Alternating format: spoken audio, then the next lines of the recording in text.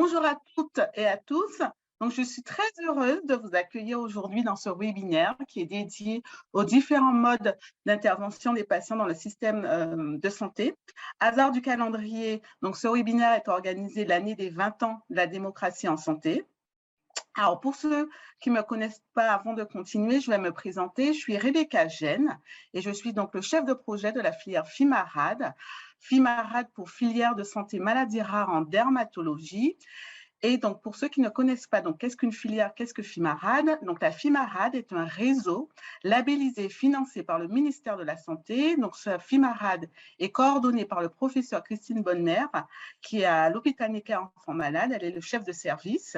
Et ce réseau, donc, comme les 22 autres filières de santé au niveau national, va regrouper différents acteurs qui sont impliqués dans la prise en charge des patients atteints de maladies rares. Donc, on va avoir les professionnels de santé, les centres de référence, les centres de compétences et les associations de malades, les laboratoires de diagnostic et de recherche. Donc, on peut dire que la FIMARAD est donc le fruit de la mobilisation active des professionnels de santé, des associations de malades dont les missions sont d'animer, de coordonner un réseau de santé, d'impulser de nouvelles actions afin d'améliorer la prise en charge des patients, de fédérer les acteurs afin de contribuer à une meilleure lisibilité et visibilité surtout du système en place au bénéfice des patients et de leurs familles.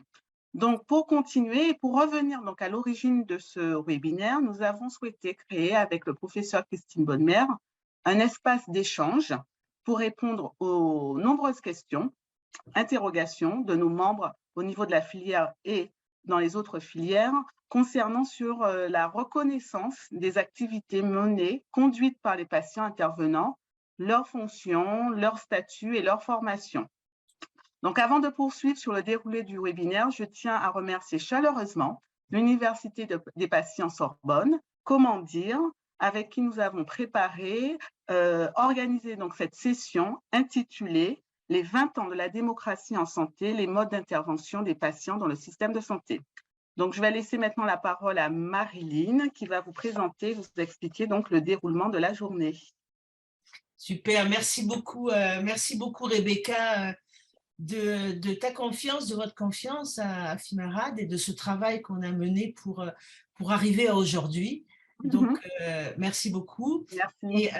Et je profite maintenant d'à mon tour de remercier au nom de l'Université des patients et de comment dire, de vous souhaiter la bienvenue dans ce webinaire. Donc, durant toute la journée, de 9h à 12h et de 14h à 16h30, nous allons ensemble échanger sur un sujet donc, comme l'a rappelé Rebecca, qui nous intéresse au premier chef, les modes d'intervention des patientes et des patients dans le système de santé. Je voudrais remercier avant toute chose les intervenantes et les intervenants qui, durant cette journée, vont nous faire voyager dans le temps, puisque oui, d'ailleurs Sandrine a déjà commencé à le faire avec son arrière-plan, oui, nous allons voyager ensemble à partir de cette date anniversaire, le 20e de la démocratie en santé. Date qui nous sert de point de repère, qui va nous servir de point de repère pour en saisir l'origine et les évolutions de cette démocratie en santé, pour prendre acte de la contribution des mouvements des malades à son développement et à l'amélioration du système de santé, pour apprécier, on l'a déjà dit, on le répète, les différents modes d'intervention des patientes et des patients sur les terrains, de manière concrète, pour interroger ce qui aujourd'hui est en mouvement et ce qui nous reste à mettre encore en mouvement.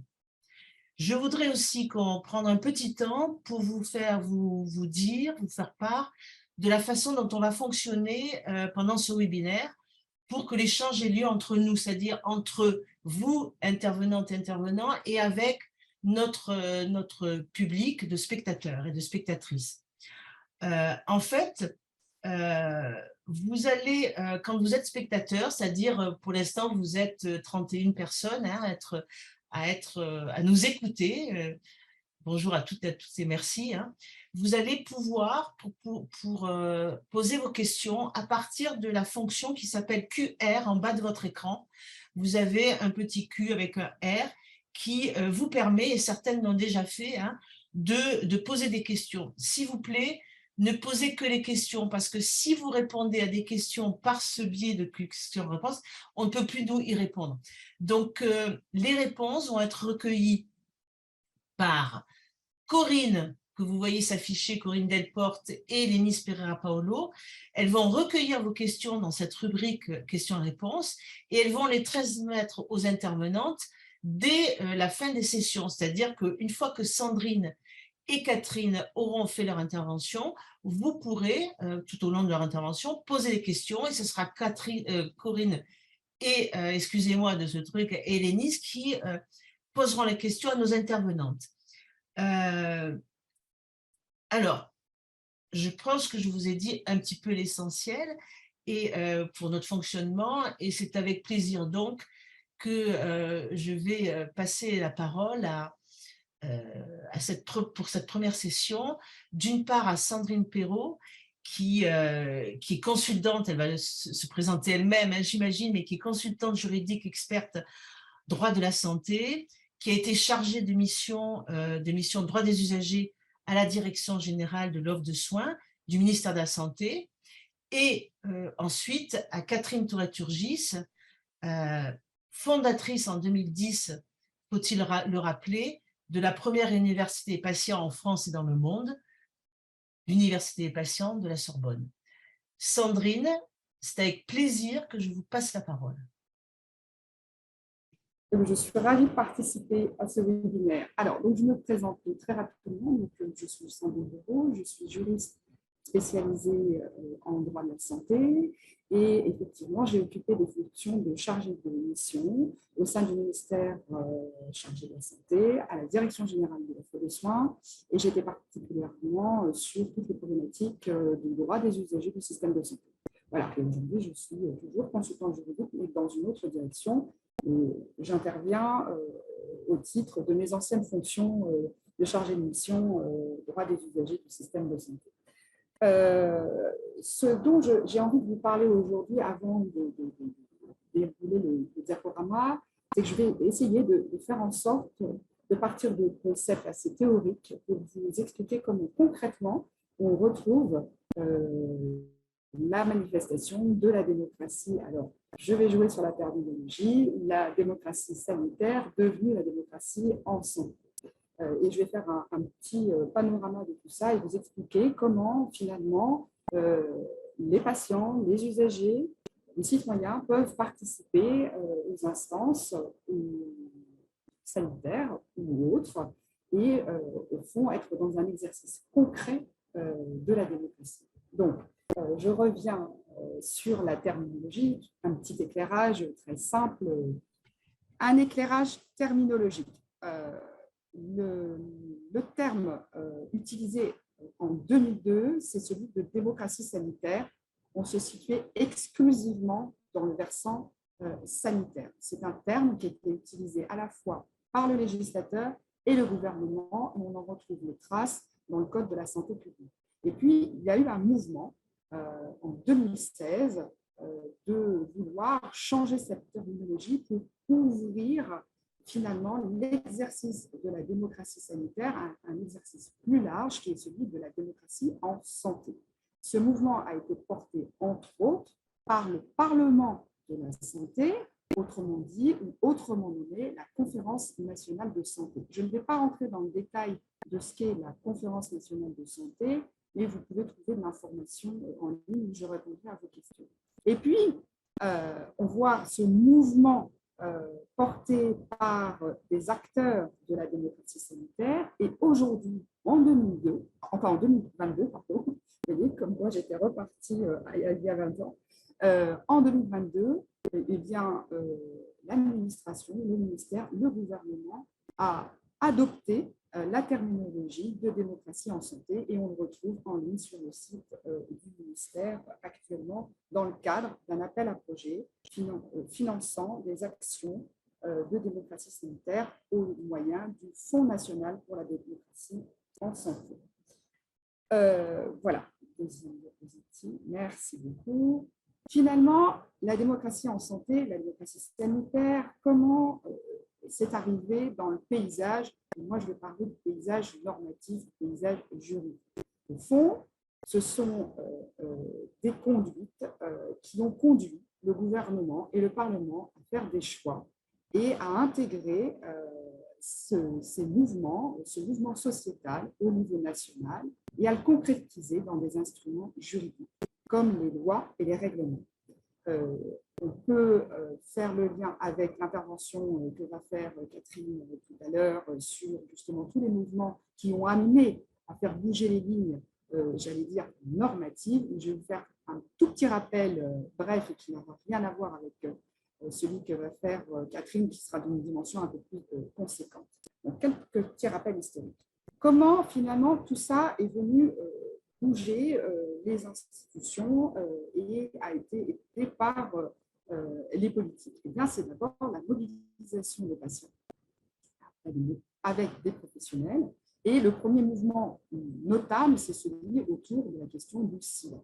Ensuite, un autre phénomène qui a conduit les politiques à prendre en compte ce qui se faisait au niveau de la société, eh bien, ce sont les scandales sanitaires. L'affaire du sang contaminé, le Mediator ou encore les prothèses mammaires. Je vous cite les plus emblématiques et ceux dont vous avez sans doute entendu parler. Avec ces mouvements-là, on a aussi d'autres acteurs qui interviennent, les familles, les proches des résidents. Donc là, on est plus dans le secteur médico-social. On a aussi les scandales du secteur médico-social. Je vous passe ceux que vous avez entendus concernant les EHPAD et des décisions de justice et des condamnations retentissantes. Tout ça converge vers le fait qu'il faut absolument passer dans le corpus normatif cette démocratie qui a pris naissance dans la société et qui doit trouver une traduction concrète dans les textes pour qu'elle soit appliquée. Là, je vais passer à quelques grands jalons normatifs. Pour les grands jalons normatifs, ce que l'on observe, c'est un mouvement envers les droits des malades, et plus généralement des usagers du système de santé. Au fond, on est passé de la reconnaissance des droits des malades vers l'instauration et un renforcement de la démocratie sanitaire, puis en santé, tant dans le champ sanitaire que dans le champ médico-social.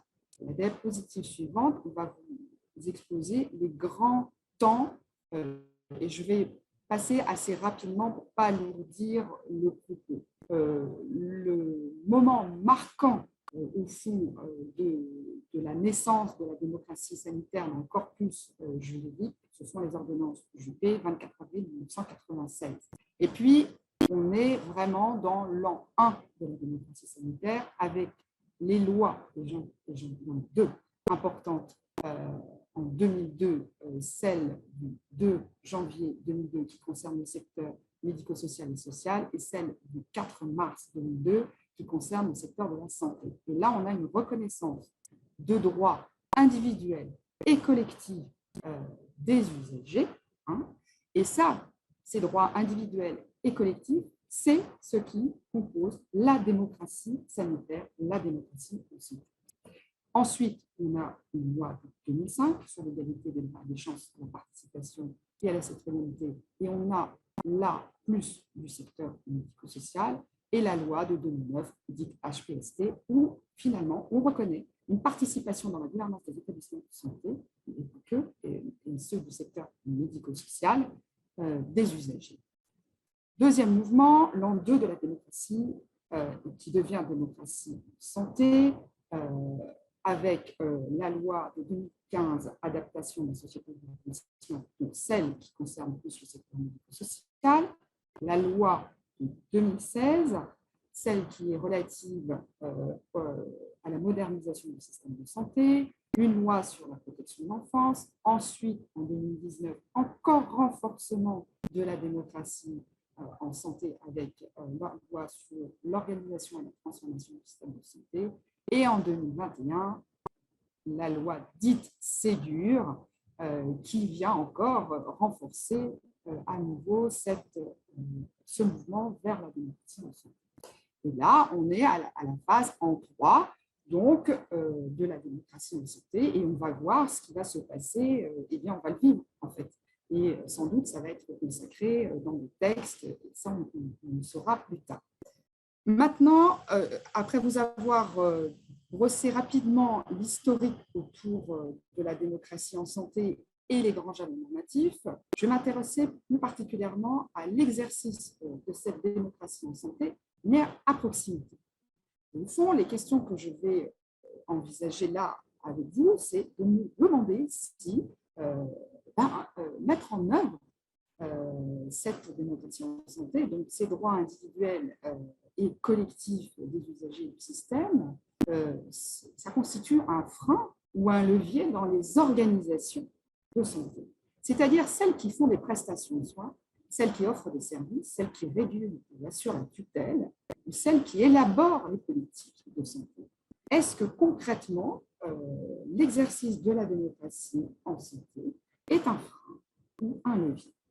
Finalement, en quoi le management dans les organisations et dans les structures est impacté par la mise en œuvre de la démocratie en santé ou devrait être impacté? Quelles sont les influences que ça va avoir sur l'information, la mobilisation des équipes?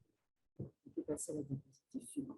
Donc, avec vous, je vais explorer les modes d'intervention des patients et des usagers. Alors, en fait, ce qui se passe, c'est qu'avec cet exercice de droit collectif, plus qu'individuel, mais encore que les droits individuels sont importants, s'instaure une participation et une implication, mais comme c'est dans un corpus normatif, c'est organisé, évalué et contrôlé, finalement. Et ça va, on peut établir un gradient de l'information à la consultation, la concertation, la co-construction, voire la co-décision. Et la démocratie sanitaire en santé est déclinée dans les territoires. On la retrouve, et ça c'est dans le corpus normatif, dans les instances hospitalières et dans les instances de santé publique et encore aussi dans les établissements et services médico-sociaux. Donc on voit bien que c'est instauré. Bon. Quels sont les modes d'intervention des patients et des usagers? On voit bien, et ça je vais vous expliquer, qu'il y a un corpus normatif qui finalement organise cette participation. Et je vous ai évoqué la régulation de cette participation. Et la régulation, elle se fait au travers d'un instrument qui s'appelle l'agrément, qui est porté par la Commission nationale d'agrément et qui permet aux associations d'usagers du système de santé de se faire reconnaître comme agréés dans la défense des droits des usagers. Et seuls les membres de ces associations peuvent participer aux instances hospitalières ou de santé publique et porter la voix des usagers. Ensuite, on a des instances de proximité qui sont dédiées à l'exercice de la démocratie en santé, les commissions des usagers dans les établissements de santé ou les conseils de vie sociale dans les établissements médico-sociaux. Il y a donc aussi des acteurs très bien identifiés qui sont les représentants des usagers pour le secteur sanitaire, les résidents, les proches, les personnes qualifiées pour le secteur médico-social. Et tout ça, on le retrouve dans deux codes, le code de la santé publique et le code de la sécurité sociale et des familles. Toutes ces actions, toutes ces mécaniques sont aussi évaluées au travers de la certification portée par la Haute Autorité de Santé. C'est-à-dire que la mise en œuvre dans les établissements qui sont visés par les deux codes est évaluée aussi par la Haute Autorité de Santé, à la fois pour le secteur sanitaire et pour le secteur social et médico-social. Et puis, on a un corps de contrôle qui vient vérifier l'exercice de cette démocratie au besoin, qui est l'Inspection générale des affaires sociales, l'IGAS. Donc, tous ces outils, toutes ces aides visent à anticiper le fait qu'on ne mettrait pas en œuvre l'exercice de la démocratie comme il est prévu dans le texte. On peut passer à la diapositive suivante. Alors, quels sont les modes d'intervention, là, pour l'instant, très concrets? En général, comment on retrouve dans les établissements et comment on peut se repérer sur, finalement, quels sont les services qui mettent en œuvre l'exercice de la démocratie dans leur structure? Eh bien, dans un établissement de santé, c'est souvent la direction de la qualité des relations avec les usagers et la gestion des risques. On retrouve souvent à cet endroit. Et pour les établissements, les services médico-sociaux, c'est un petit peu différents, parce que ce sont des gestionnaires, et la dynamique est une dynamique managériale d'accompagnement plutôt des professionnels et de leurs pratiques. Donc, tout à l'heure, je vous ai expliqué que la démocratie en santé, c'est deux choses, des droits individuels et des droits collectifs. Alors, si on se fixe sur les droits collectifs, au fond, cet exercice, dans ces structures que je viens d'évoquer, on le retrouve au travers des actions suivantes, celle de développer les relations avec les associations et les partenaires du territoire. Développer aussi et contribuer au développement de la participation des usagers dans les établissements. Renforcer la participation et l'implication des usagers. On voit bien que là, on est dans un exercice collectif de porter une parole collective et pas une parole individuelle. Et puis, dans les droits individuels, qu'est-ce que l'on va mesurer? Qu'est-ce que l'on va chercher à comprendre dans les établissements au travers des directions dont je vous ai parlé? Eh bien, la satisfaction des usagers, c'est un moyen de vérifier si oui ou non les droits individuels sont mis en œuvre et de façon satisfaisante. On va aussi examiner le suivi et le traitement des plaintes et des réclamations, au travers notamment de la commission des usagers, et c'est moins vrai pour le Conseil de vie sociale qui n'est pas encore dans cette dynamique, qui va peut-être connaître un changement de dynamique avec le décret qui a été pris récemment en 2022. Dans l'exercice des droits individuels, c'est la politique au sein des établissements de promotion et de respect des droits des usagers. C'est aussi, plus généralement, une culture de la bienfaisance et de l'éthique.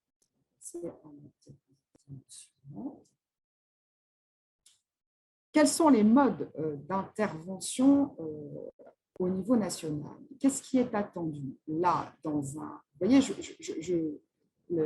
je change d'échelon. Je vous ai montré de manière très concrète, à proximité, au niveau local, comment finalement les patients, les usagers, les bénévoles, les citoyens peuvent participer et faire en sorte qu'il y ait un exercice de la démocratie. Et là, je change de niveau, je passe au niveau national et je vais essayer de vous montrer ce qu'on va attendre là, dans les prochains jours, de la participation des usagers. Deux champs qui vont être investis très bientôt. Celui de la question du système de santé, de sa rénovation, de son évolution, de sa révision. Vous avez dû entendre dans la presse que le ministre de la Santé et de la Prévention est en train de mener une conférence des parties prenantes. En tout cas, il y a eu des consultations cet été, mais le point d'orgue va être là prochainement, le 3 octobre 2022, au Mans. Et dans cette attente, et en tout cas dans l'exercice de la démocratie en santé, il va y avoir la participation très attendue de la Conférence nationale de santé. Et tout à l'heure, je vous ai dit, on l'appelle aussi le Parlement de la santé. Et puis, le Conseil national de la refondation va comporter un axe santé, et là aussi sera attendue une participation, une implication, une information des patients, des usagers, des bénévoles ou du citoyen sur justement que devrait être le système de santé dans la vie. Ça, c'est de manière générale. Mais on a un autre débat, on a un autre champ dans le champ de la santé où on sera attendu de la participation, ou en tout cas, on va rechercher l'implication et l'écoute des citoyens. Eh bien, ça va être le débat sur la famille. Vous avez entendu qu'il y a eu un avis du comité consultatif national d'éthique, l'avis 139, qui expose et qui dit très clairement qu'il faut absolument une consultation des citoyens. Et bien, ça va se faire au moyen de la convention citoyenne portée par le Conseil économique et social et environnemental. Il y aura une conférence des parties prenantes portée par le Centre national des soins palliatifs et de la famille. Et tout ça sera à la main de Madame Agnès Firmin-Ledo, ministre déléguée auprès du ministre de la Santé et de la Prévention.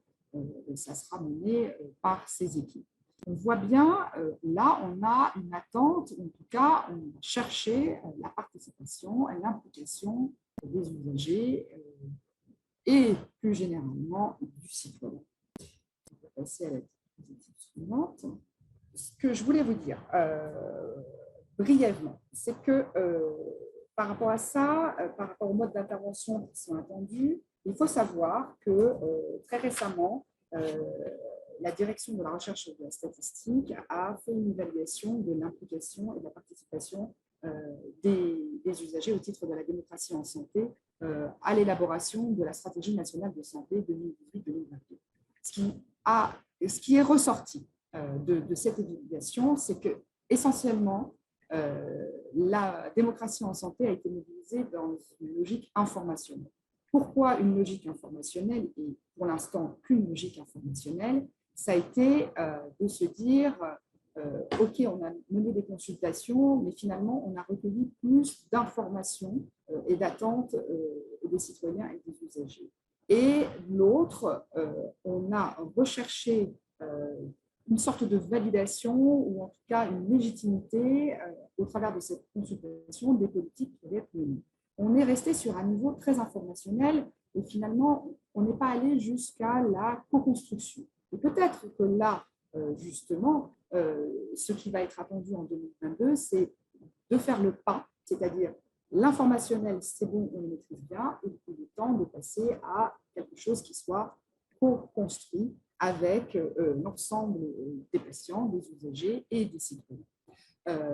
Voilà ce que je souhaitais vous dire. Vous avez sur le diaporama quelques ressources documentaires qui peuvent vous aider pour mettre en place la participation et l'implication dans les structures des usagers, des citoyens ou des patients, voire des bénévoles. Ce sont des guides élaborés par la Haute Autorité de Santé et vous avez un rapport sur les droits des usagers, y compris en période de crise sanitaire et l'implication de la démocratie en santé. Voilà, je ne vais pas être plus longue, je reste à votre disposition pour des questions. Eh bien, merci Sandrine, vraiment pour cette présentation très, très intéressante et qui va générer, je pense, un ensemble de questions qu'on vous posera une fois que Catherine sera intervenue. Donc, ma chère Catherine, je te passe maintenant la parole. Donc, bonjour. Donc, je vais... on travaille ensemble aussi avec Sandrine, donc ça va faire un petit peu écho. Donc, la contribution des mouvements de malades à l'amélioration des systèmes de santé. Excusez-moi, je passe la diapo d'après. Je cherche aussi. Voilà. Donc, ma présentation sera courte. Donc, la démocratie sanitaire, un héritage des mouvements de malades pour l'interrogation, puisqu'on peut effectivement faire une discussion à la fois historique et politique, voire institutionnelle, rien que sur cette question, une contextualisation socio-historique, les différentes pathologies impliquées sur le... Donc voilà le plan de la présentation. Donc la question qui reste d'actualité, la démocratie sanitaire, un héritage des mouvements des malades, une contextualisation socio-historique, différentes pathologies impliquées, et puis au-delà des lois de la recommandation démocratie en santé, donc les conséquences sur le travail citoyen. Alors, les premières étapes, excusez-moi, historiques de la participation des malades à leurs soins, donc c'est intéressant parce qu'on revient sur le soin, c'est le mouvement des alcooliques anonymes. C'est emblématique de reprendre l'histoire de ce mouvement, puisqu'on peut dire, 1935, la naissance d'Alcooliques Anonymes, on peut dire que c'est la première fois où des malades, par rapport à leurs soins, vont découvrir qu'ils peuvent se soigner et s'auto-soigner sans la présence de professionnels de santé. Et ça, c'est un moment important qui va être dans l'histoire des maladies, quelque chose qui va être pris. Alors, bien sûr, je ne vais pas aller là-dessus, mais il y a au niveau historique, non seulement donc, les alcooliques anonymes avaient des... Enfin, il n'y avait pas, si vous voulez, de réponse thérapeutique efficiente ou efficace. Et en fait, il y avait aussi beaucoup de blâme et beaucoup aussi de mesures d'humiliation, de mesures de rétorsion, etc. au niveau institutionnel. Alors, la participation des malades et des ex-malades, donc c'est intéressant parce qu'on passe du soin à malade et l'après-soin, c'est-à-dire sans être sorti, dans le traitement des pathologies de la dépendance. Donc, on voit la première implantation d'usagers de drogue rétablis dans un hôpital.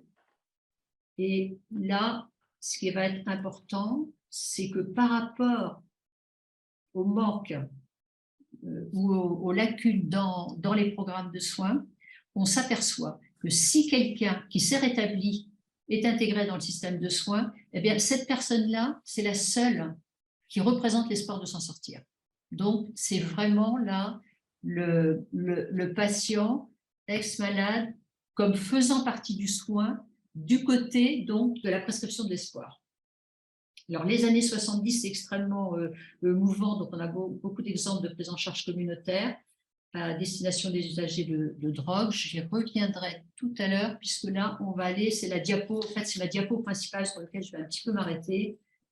Et la deuxième série étant peut-être plus pour la discussion et en lien avec l'exposé de Sandrine. Alors, on va s'apercevoir que les collectifs de malades, eh ben, c'est intéressant de revenir sur les pathologies. Alors, on a donc dans les collectifs de malades, santé mentale, addiction. C'est extrêmement intéressant puisque ce sont des maladies dont les troubles sont des troubles comportementaux. Et on ne sait pas faire.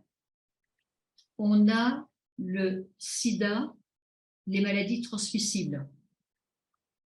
Ça va permettre d'interpeller aussi l'État, même si c'est un cas particulier, le sida, c'est que si on dit transmissible, on dit ça pose un problème de santé publique. Donc ça pose un problème de collectivité. Donc il y a peut-être là quelque chose où les malades représentent la solution et non pas le problème. Et on s'aperçoit que dans les maladies et les luttes, en fait, on a différentes cultures, des cultures de la résistance et de la survie, mais on voit que ce n'est pas tout à fait les mêmes choses qui vont se mettre en place. Par exemple, dans les maladies cardiovasculaires, il y a une nécessaire modification des comportements, c'est-à-dire que pour se soigner, les traitements ne suffisent pas, il faut modifier les comportements. Donc, on prescrit des comportements, on s'aperçoit que ça ne fonctionne pas, et donc, on voit du coup les malades s'organiser, proposer d'autres réponses. Et on a les maladies rares où c'est l'absence de réponse thérapeutique. Donc, en fait, les collectifs de malades vont s'organiser différemment en fonction des maladies ou du système de santé. Mais globalement, c'est quand le système de santé ne sait pas faire qu'on laisse ou que ça laisse un espace à la parole, à l'expérience vécue de la maladie, et que du coup, eh bien, on est bien obligé de lâcher du côté des verticalités, des fonctionnements du soin. Et puis, la société, de toute façon, est présente. Donc, par rapport à la collectivité, ben, qu'est-ce qui se passe? Vous n'arrivez pas à les soigner? Comment ça se fait? Il y a des usagers de drogue dans la rue, etc. Donc, on voit que c'est ça, en fait, qui fait que l'État va être obligé de suivre, là où, du côté de la maladie, ben, franchement, soit on ne sait pas faire, soit beaucoup plus grave. Par exemple, les malades du sida et les usagers de drogue ont vécu des formes d'humiliation terribles de la part des institutions du soin et du médico-social, je crois qu'il ne faut pas l'oublier, c'est-à-dire de ceux qui devaient prendre soin d'eux. Ils n'ont eu d'autre choix pour survivre à leurs conditions que de monter à bord et à s'imposer dans la gouvernance des soins, du social, du sanitaire, de l'État. Et ils n'ont pas attendu d'être invités à la table des décisions. Ils y ont apporté des chaises pliantes et ils se sont assis autour de la table. Et ils ont dit, ça suffit, on sait faire. On va vous dire comment faire.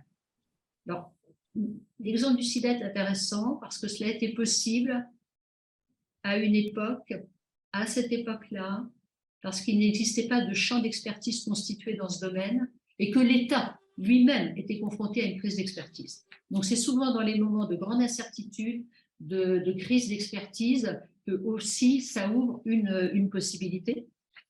Ce qui est important aussi, c'est que les malades du sida ont montré comment on pouvait retourner le mouvement de stigmate en Pride, les premières Pride, quand il faut passer par l'indignation pour retrouver sa dignité. C'est-à-dire que ces luttes contre les institutions humiliantes nécessitent l'invention de dispositifs institutionnels et la conception de réorganisation concrète dans les usages et les cadres du prendre soin d'autrui. À l'époque, quand on parlait de thérapeutique en l'absence de médicaments, on voulait montrer qu'il ne fallait pas abandonner le soin. Quand il n'y avait pas de traitement, on a fait l'épreuve, la preuve que donner un espace où survivre sans médicaments avait un effet thérapeutique. Alors, il y a des collectifs historiques aussi dans le diabète, dans l'hémophilie.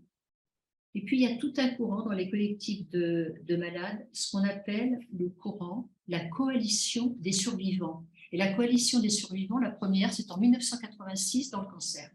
C'est-à-dire, là encore, où on s'aperçoit que finalement, après le soin, il n'y a rien, ou après le soin, eh bien, il y a toutes les autres composantes du rétablissement. Donc, le rétablissement à lui tout seul a été en fait inventé, désigné, identifié par les malades en santé mentale, dans le cancer, et ils se sont organisés, ont organisé des luttes, des programmes à partir de là.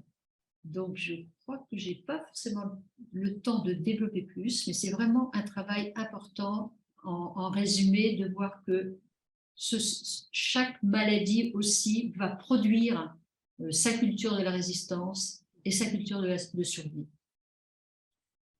La participation des malades à la recherche, je crois qu'on y reviendra dans la journée. Donc ça, c'est un moment aussi important, puisque participer à la recherche, participer à des essais cliniques, voire exiger de participer aux essais cliniques dès leur conception, voire être porteur en tant que malade, en tant qu'association d'essais cliniques, et donc exiger des essais cliniques, ça c'est important, et l'accès donc à l'expertise académique sur lequel on reviendra.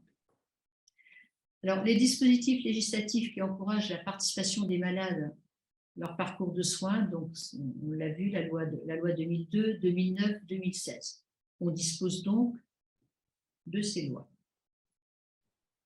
Maintenant, finalement, quel est le rôle des patients dans la démocratie sanitaire en 2022 en disant qu'on peut avoir capitalisé sur les 3 lois?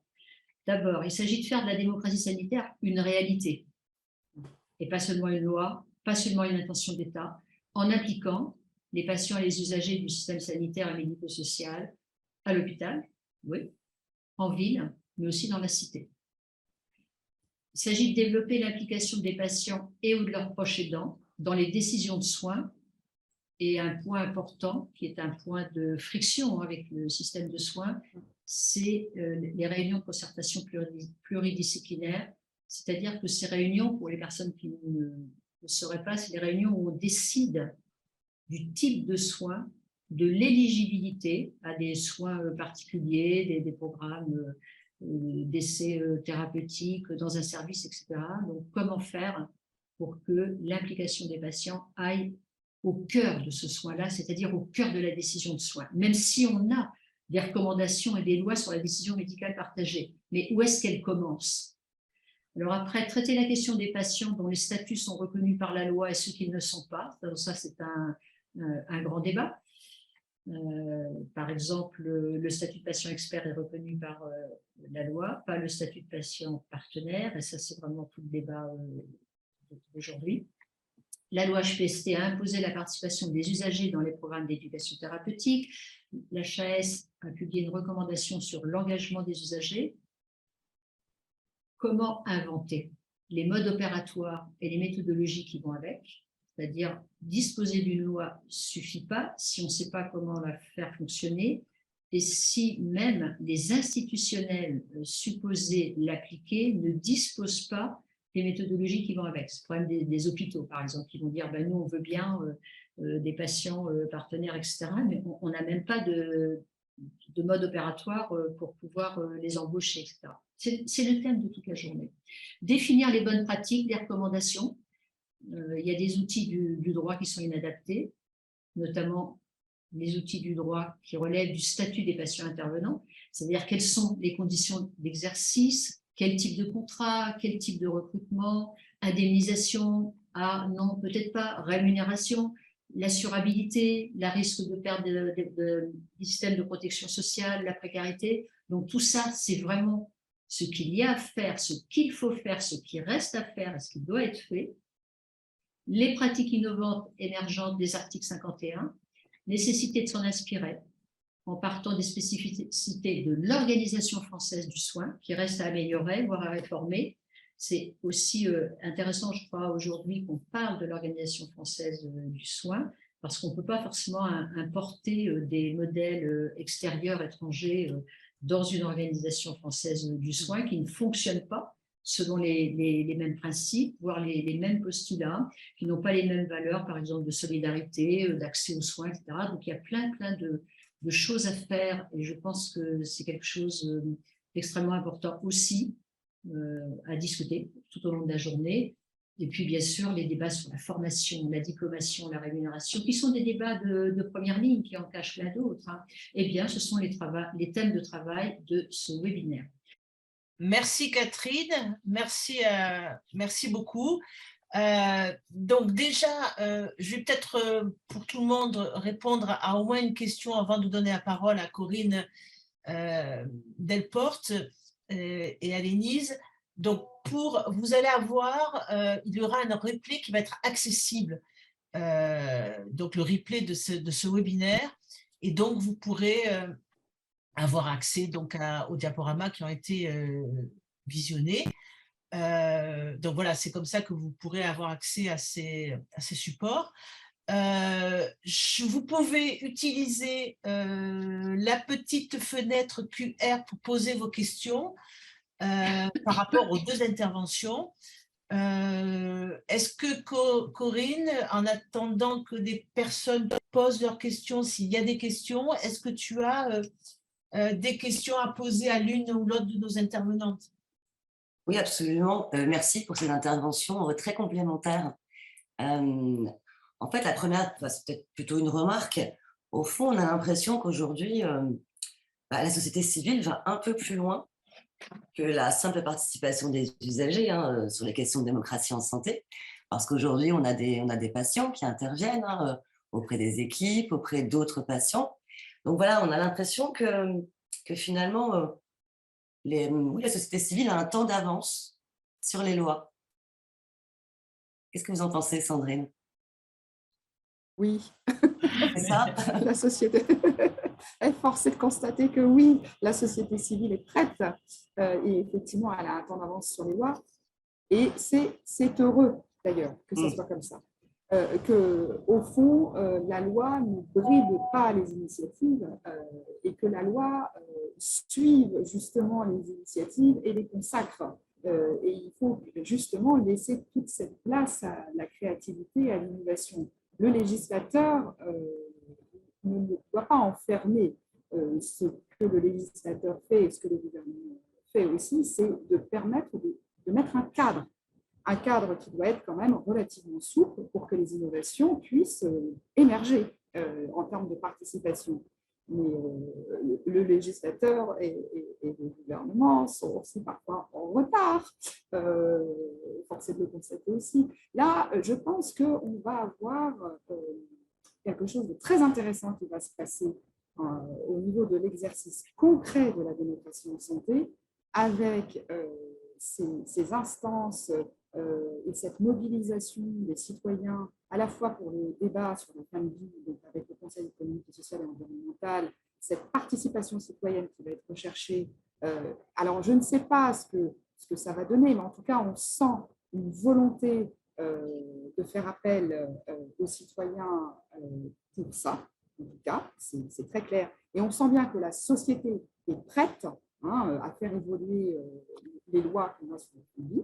Et puis, on a de l'autre côté ce Conseil national de la refondation, cette conférence des parties prenantes sur l'axe de la santé et un gouvernement qui mobilise à peu près 450 parties prenantes là le 3 octobre avec une participation recherchée et demandée de la Conférence nationale de santé. Alors effectivement, c'est une instance qui est organisée, qui va se faire le porte-parole de la démocratie en santé. Mais ça ne va pas empêcher les participations directes. Celle-là, elle est encadrée, elle existe, mais il n'y a pas de frein de la participation qui ne soit pas une participation organisée et régulée. Bien au contraire, il n'y a pas d'interdiction. Et c'est exactement ce que disait Catherine tout à l'heure, c'est parce que le système a été défaillant, alors à la fois dans le système du soin, mais aussi dans les institutions, hein, qu'une place a été, qui était vide, elle était à prendre et il fallait y aller et se manifester. Donc, voilà, moi je suis très optimiste quant à la bonne santé de la démocratie en santé. Voilà. Catherine, Corinne, je vois qu'il y a une question qui a été posée. Oui, absolument. Qu'on peut peut-être poser aux deux intervenantes en tant que telles. Hein. Oui, absolument. Il y a une question de Béatrice qui demande comment articuler l'action des associations, hein, qui est une action collective, et les notions de patients partenaires ou de patients experts, qui sont des notions davantage fondées sur l'individu. Pas forcément, mais enfin, donc il y a les questions qui vont être répondues. Donc, je reformule, comment articuler l'action des associations, qui est une action collective selon la personne qui pose la question, oui, bien sûr. Et les notions de patients, experts, partenaires, qui toujours selon elles sont des notions fondées sur l'individu. Est-ce que vous, Catherine, Sandrine, qui veut répondre à cette question très, très intéressante?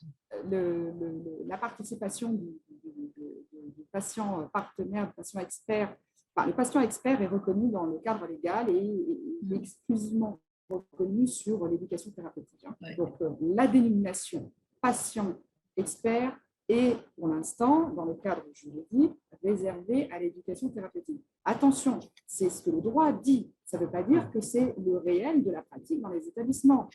Voilà, et il y a des pratiques différentes dans les établissements. Aujourd'hui, on se pose la question, et en tout cas, c'était vraiment dans le plan Ma Santé 2022, hein, la question de l'implication du patient partenaire, au sens large, c'est-à-dire dans le sens de la recherche, dans la formation, dans l'application aux soins. Mais ce n'est pas une participation uniquement individuelle, c'est une participation pour porter aussi la parole des autres.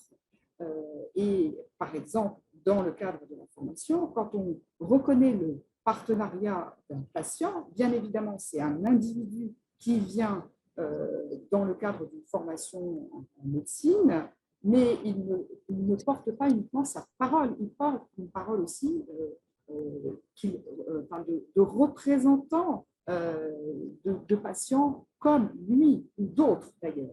Et c'est aussi une question importante, ça, de la fonction du patient partenaire. Est-ce que le patient partenaire est un patient au titre individuel, donc pour lui, par exemple, ça pourrait être le patient partenaire de sa décision médicale, donc on pourrait considérer que c'est un partenaire dans la décision, mais c'est déjà reconnu par la loi, ça, hein, par contre.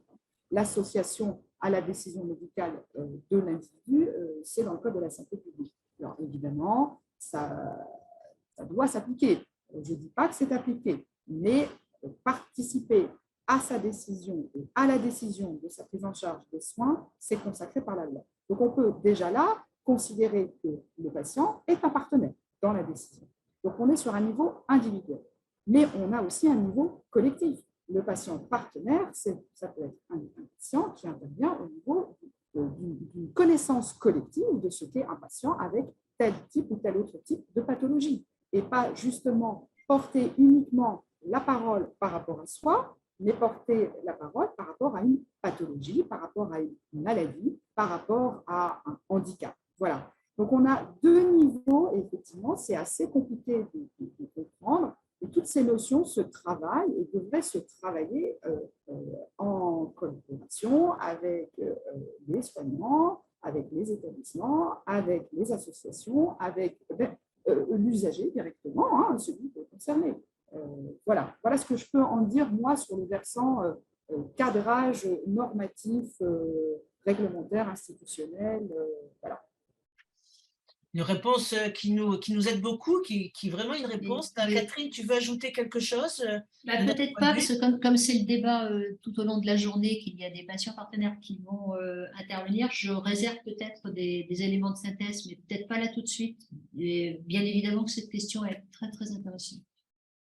Et la réponse qu'on a eue est déjà éclairante, hein, sur justement cette notion de collectif et d'individuel. C'est évidemment à travailler et on le fera toute la journée. Est-ce qu'il y a d'autres questions?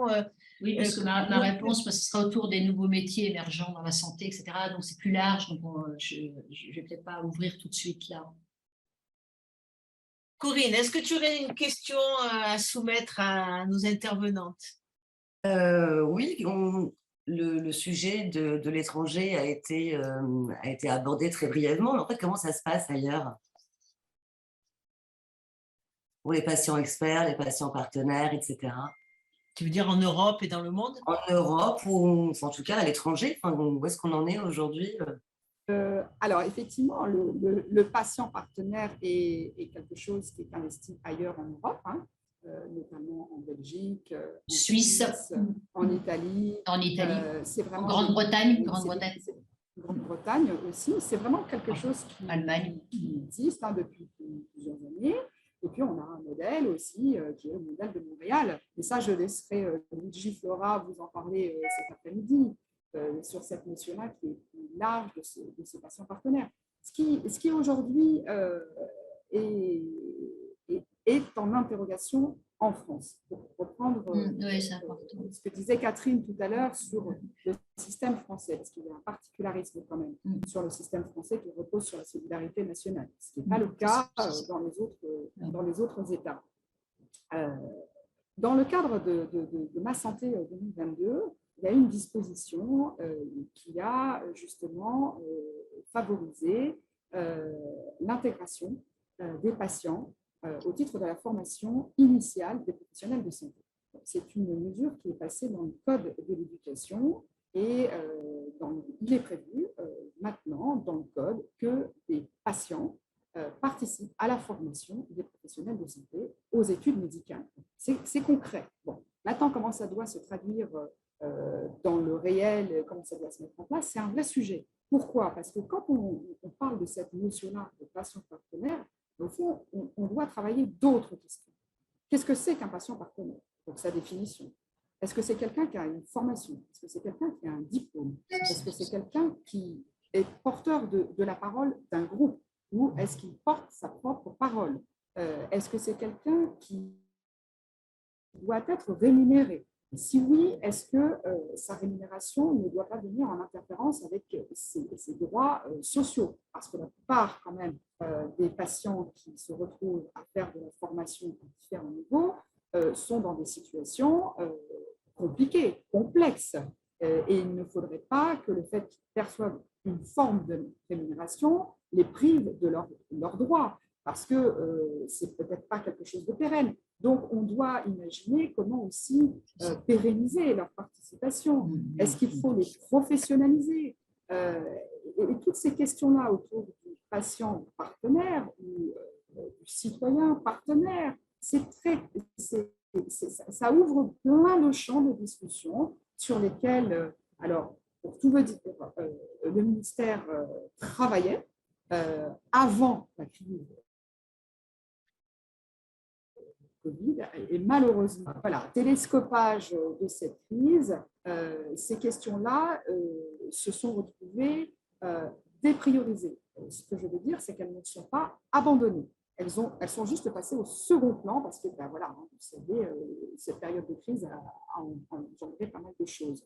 Mais vous avez le ministère de la Santé et le ministère de l'Enseignement supérieur et de la Recherche qui a dans son programme de travail cette question de l'intégration des patients partenaires dans la formation initiale. Donc forcément, toutes ces questions-là vont être investies et travailler en collaboration avec les organismes de formation, les associations et les patients qui participent déjà à ça. Vous avez des universités qui sont déjà dans cette dynamique, et il y a un collectif interuniversitaire qui a déjà intégré ces patients et qui a fait remonter toutes ces problématiques, tous ces questionnements, et sur différents champs, à la fois dans des maladies chroniques, mais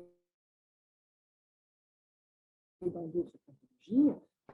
Plein d'expériences qui sont menées de ces patients partenaires, que ça existe ailleurs, que ça fonctionne plus ou moins bien, mais qu'il y a quelque chose encore à faire. Et il y a un risque. Est-ce qu'il faut professionnaliser? Voilà. Est-ce que patience est un métier? Je suis volontairement provocante. Oui, parce que voilà, je pense que là, je pense que là, c'est vraiment une question de provocation. J'en profite. Moi, j'adore. Et pour dire que quand même, pour juste une précision, que quand on parle des modèles, il faut parler peut-être de modèles équivalents.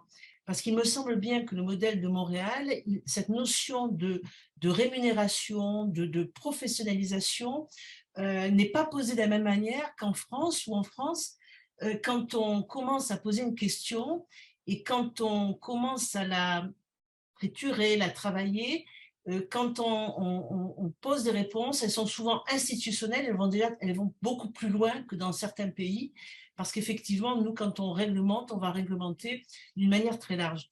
Donc, peut-être que ce qu'on peut dire, c'est que, et Sandrine, vous me corrigez si je me trompe par rapport au modèle étranger, il me semble que nous sommes actuellement les seuls qui avons déjà des modalités contractuelles qui existent entre des patients intervenants, partenaires, quelle que soit la définition ou l'appellation, mais qu'actuellement, c'est un mouvement qui est en train de croître et qui interpelle, puisque la HAS, en juillet 2020, a elle-même, dans son texte sur la participation des usagers au système médico-social et médical,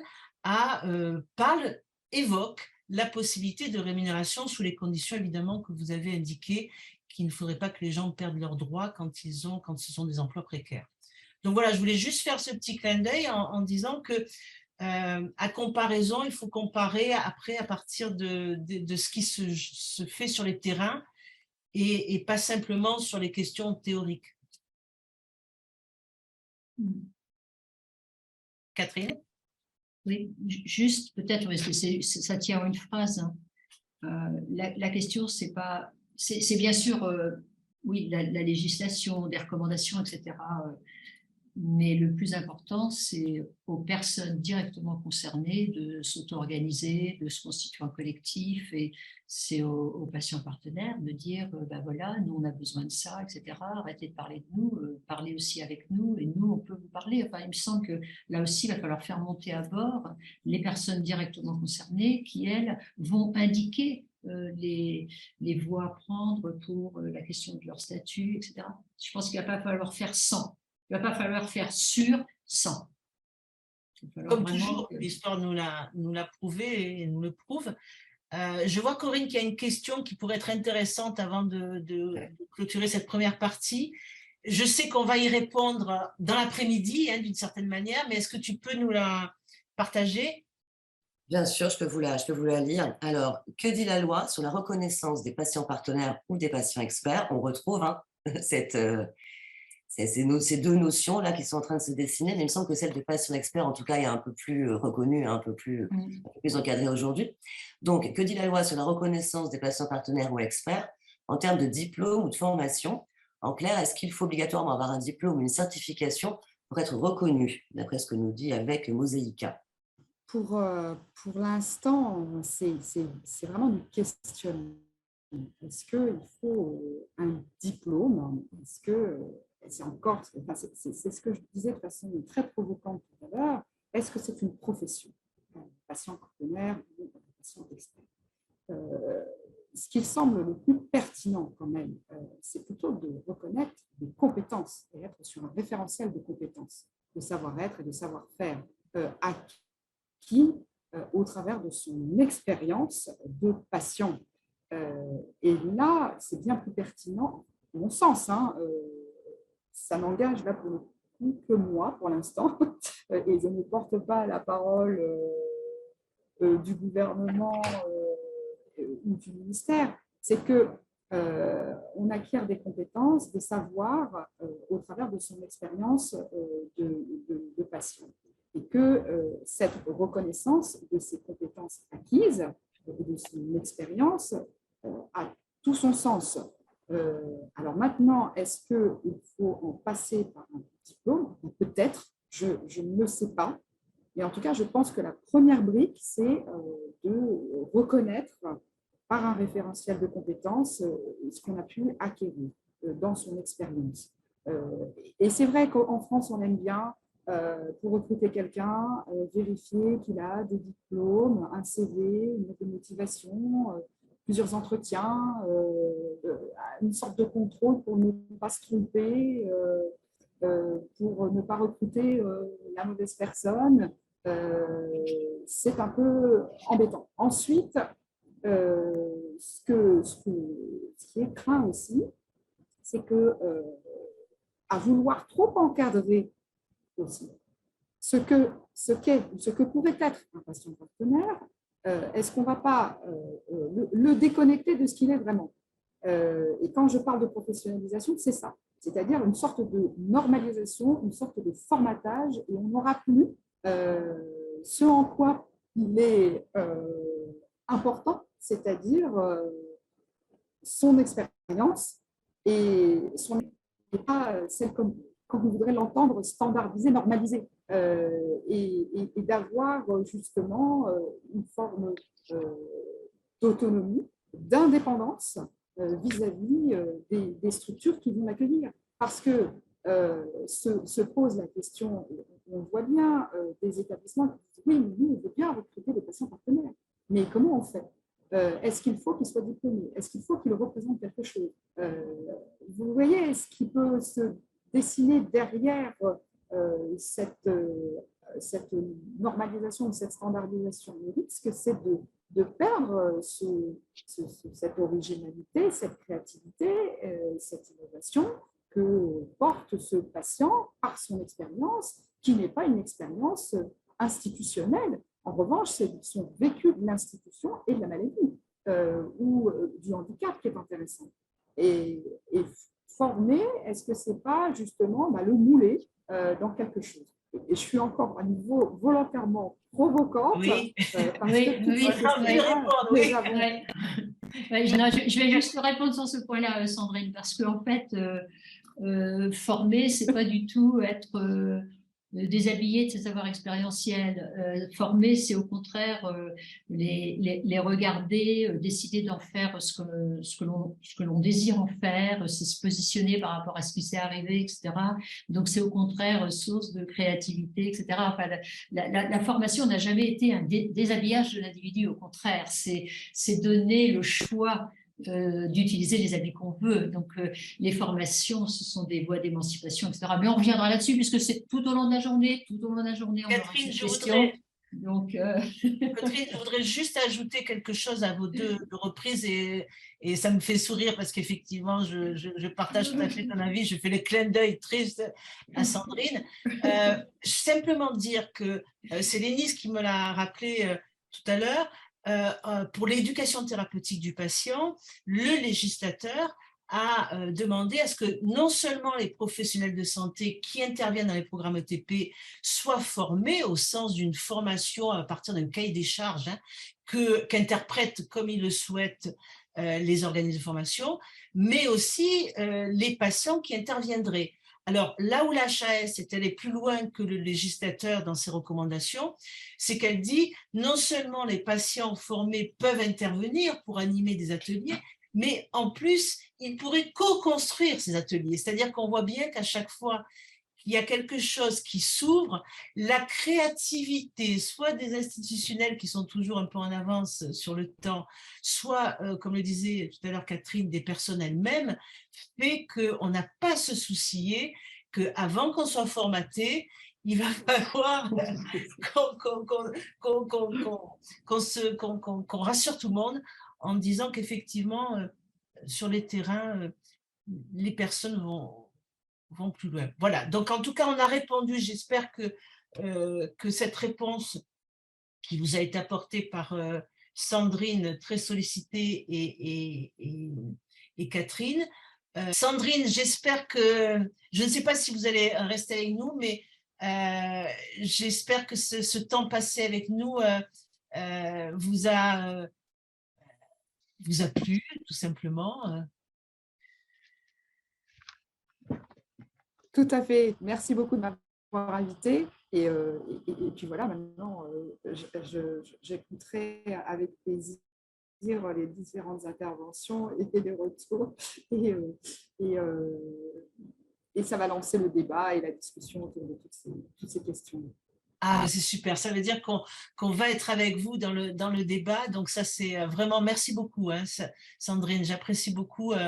Et Rebecca, qui est quelque part là de FIMARAD, apprécie que vous restiez avec nous.